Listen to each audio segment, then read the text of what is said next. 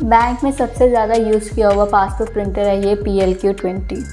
अभी हम इसके ओवरऑल सॉल्यूशंस और प्रॉब्लम्स के बारे में बताएंगे। We are from Candid, welcome to our channel.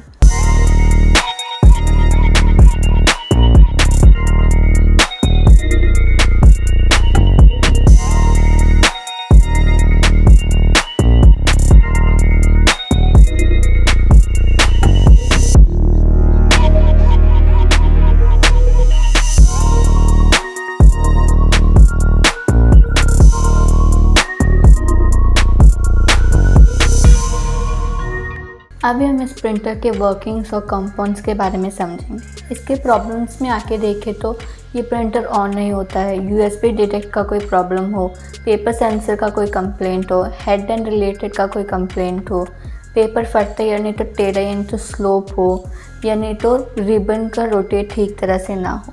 ये सब है इनके कॉमन रीजंस। पेपर सेंसर की प्रॉब्लम में आके देखें तो मोस्ट प्रॉपरली सेंसर या नहीं तो फॉर्मेटर बोर्ड में प्रॉब्लम होता है, या नहीं तो फॉर्मेटर से सेंसर तक जो केबल कनेक्ट होता है उसका प्रॉब्लम हो सकता है। अभी हम इसके सॉल्यूशंस में आके देखें तो पहले आप केबल्स को देख सकते हैं तो कि वो आसान रहता है। इसका मतलब है कि उसकी फ़िज़िकल कंडीशन और कंटिन्यूटी को चेक करो, या नहीं तो केबल्स को चेंज करके देखो। अभी सेंसर में आके देखें तो पहले उसकी फ़िज़िकल कंडीशन को चेक करो, फिर उसमें जो LED और इंफ्रारेड है उसको देखो, या नहीं तो सेंसर को बाहर निकाल कर प्रिंटर को ऑन करके देखो। अभी इससे भी ठीक नहीं हुआ तो फॉर्मेटर बोर्ड में कोई प्रॉब्लम है।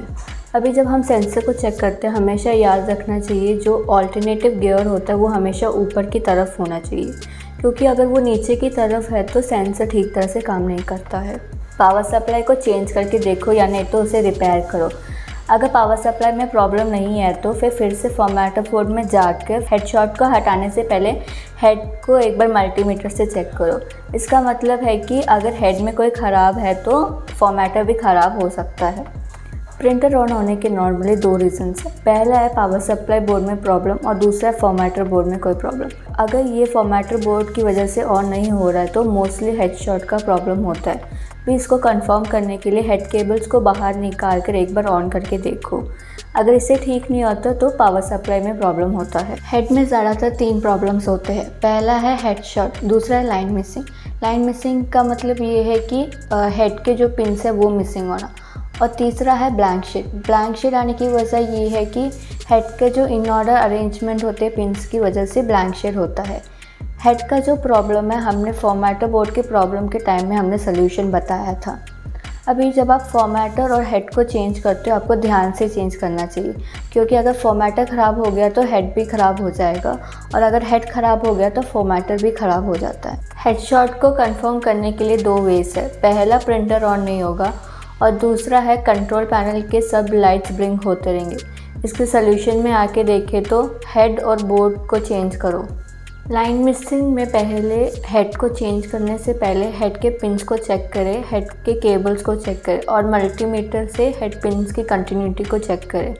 फॉर्मेटर बोर्ड से भी ऐसी प्रॉब्लम्स आ सकती है। ब्लैंक शेड आने की वजह व्हील की ग्रिप कम होने की वजह से होती है। नॉर्मली कोई भी डोरमेटिक प्रिंटर हेड और पेपर के गैप को मेंटेन करने के लिए कैरेज यूनिट और रिबन मार्क्स यूज़ करते हैं, लेकिन इस प्रिंटर में हेड और पेपर के गैप को एडजस्ट करने के लिए हेड और व्हील को यूज़ करते हैं। हम इस व्हील को चेंज कर सकते हैं जब इनकी ग्रिप कम हो जाती है। कैंडिड के पास 2 तरह के व्हील है। पहला है कंपैटिबल जिसे हम प्लास्टिक व्हील भी बोलते हैं, और दूसरा है ओरिजिनल व्हील जिसे हम मेटल व्हील भी बोलते हैं। अब एक कॉमन प्रॉब्लम ये है कि पासबुक में प्रिंट लेते वक्त पेपर फट जाना। ये मेला स्ट्रिप की वजह से है। इसका यही मतलब है कि पेपर को एंटर करते वक्त कभी कभी पेपर फ्लिप हो जाता है और उसकी वजह से पेपर फट जाता है। इसके सोल्यूशन में आके देखें तो मेला स्ट्रिप को चेंज कर लो। अब जब कोई प्रिंटर में RD असेंबली की वजह से कैरेज मूवमेंट से रिबन ठीक तरह से रोटेट नहीं होता है। RD असेंबली का फंक्शन ये है कि वो रिबन से कैरेज मूवमेंट तक ठीक तरह से रोटेट कराता है। अगर RD असेंबली ख़राब हो गया तो वो रिबन ठीक तरह से करस्पॉन्ड नहीं करता है।